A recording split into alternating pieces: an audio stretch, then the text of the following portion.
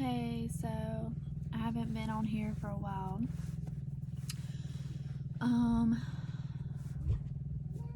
Like in previous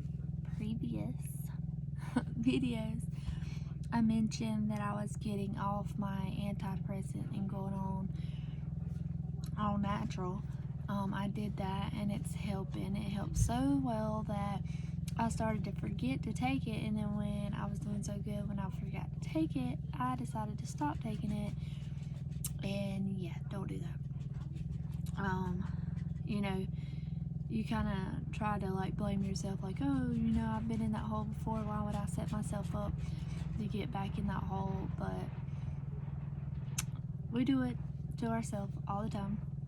And so I did, and then I got back on the medicine, and I'm doing pretty good. A lot of people wanted like an update for Alaska. Like, we moved here to basically nothing, had to clear the land, lived in a tent for like 2 weeks, and then my husband built our house in a week so we could get in a shelter. Downstairs is insulated and it has paneling and stuff on the wall. We haven't finished half the house because we're going to build on this spring, so there's no need for us to put stuff on the wall if we're possibly going to rip that wall out to make it bigger. But we do have the paneling and the metal that we're going to put on it. The upstairs, as you can see behind me, doesn't have anything in it, but it is insulated. I just didn't see a point of putting paneling up here right now. It was a want, not a need, because there's clothes all up here. But when we build on, we'll have a loft that goes all the way back instead of this and going halfway where you can look down in the kitchen. That will go fully back. So this wall won't be here. It'll be pushed all the way back. So yeah, when we get everything situated and built on and how we want it, then we'll worry about what we put on the walls up here. We're gonna, the bathroom downstairs, if you, oh my gosh, I'm having heartburn now. If you add us on Blackwood Adventures, you'll see the bathroom, the kitchen, everything. The bathroom that it is now is going to be the kitchen, and it's going to be, even bigger. And we're going to put the bathroom on the side of the house, like just a little couple stairs going down to the bathroom. And Daniel got a barrel to try to get us through winter, where you fill up the barrel and then he has a pump that pumps it through a hot water heater and then into it. But this spring we'll drill a well and we'll actually have water, but we have both ways in case something happens. But for right now, we go to the shower house to take a shower, which is $6 for 17 minutes. It's all good. It's just, when it's cold, you don't want to go outside with wet hair and stuff, and you have to, you can't do it at home. But at home, we take little baths where we warm water up on the stove, and I give the kids a bath, and myself. But who doesn't like a shower or a bath? I'm ready to be able to use my big deep bathtub. The winters here are reaching like records of how cold it is, how much snow we're getting, how early it came. Like, so people are like, this is pretty weird for it to be your first winter and it be just so bad. Ignore the blinking light. Our little generator is something is not right on it, and we have a bigger one, so we run both of them.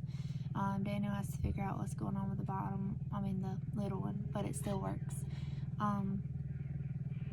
The kids are downstairs watching TV. We have a TV up here, so we have a pretty, like, people are like, oh, I thought you was off grid, why do y'all have a TV? Like, we're trying to like garden and grow our food, which we got here August, so we were a little too late to like garden and stuff. But this coming year we're excited. We're gonna have a greenhouse. We got chickens for eggs. We're planning on getting goats for milk, like that kind of stuff. Like not having a power bill, not having a water bill. That's what we mean, like off the grid, like not living off the government type thing. People wanted to know how's my mental status since we have been here.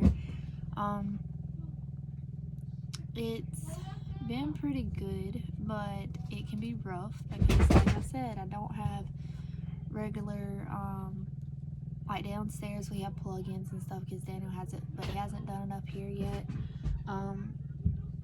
We have to figure out our solar panels. They work, but he wants them to recharge themselves off a battery, and he hadn't figured that out yet, so we're just running on the generator again. But we do have the solar panels hooked up, but we don't use them. Oh, my mental status, because everybody keeps asking. It's pretty good. Hold on.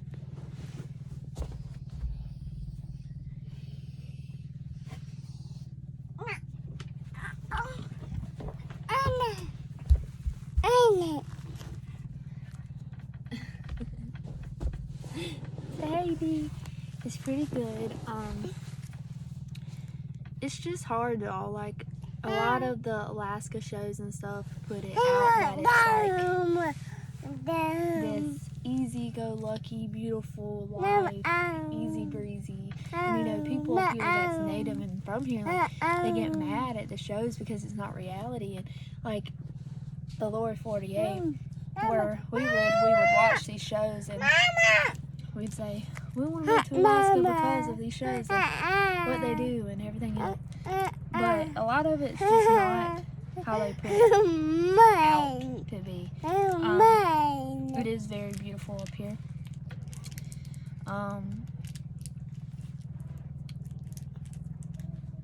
You can live a pretty normal life up here, you know. It's just hard because we basically started from nothing. But we'll get there, you know. It's not, you know, you see homeless people up here and you're like, what in the world? Because, I mean, there's like 6 inches of snow or more and people don't have a house to get into and stuff. It's just, it's sad. So I do appreciate what we have. I'm very thankful for what we have. It's just hard because my family is not here. My sisters and Christmas is about to come up. It's really hard. Not having like running water, like a faucet, that's hard. Like, and people would be like, why is that hard? Because it's something we're used to. And then like a toilet, we don't have that, you know. It's just, it makes you appreciate, like, people up here since we've got here, they're so much nicer. They are just, it's a whole different world, like, because people appreciate what they have because they've worked for it. You know, most people, we've heard their stories and they started out in a dry cabin like we have, and no water, no power, no nothing, and then they are now in a very nice log cabin, you know, with power, water, and everything, but they had to work up to that point. Another thing is Daniel is looking for other job opportunities. He's thinking about going to the slopes, which he'll be gone for 3 weeks and here for 3 weeks. And that's going to be rough on me and the kids, you know. But y'all, like, in the whole Norwex thing, a lot of people was like, are you still doing Norwex? A lot of people up here want me to do a couple parties, so I might still do it here and there. But for right now, I'm just trying to figure out the homeschooling thing because we started that. Getting our house in order, getting everything in order, just trying to figure out how our life is going to be look like here.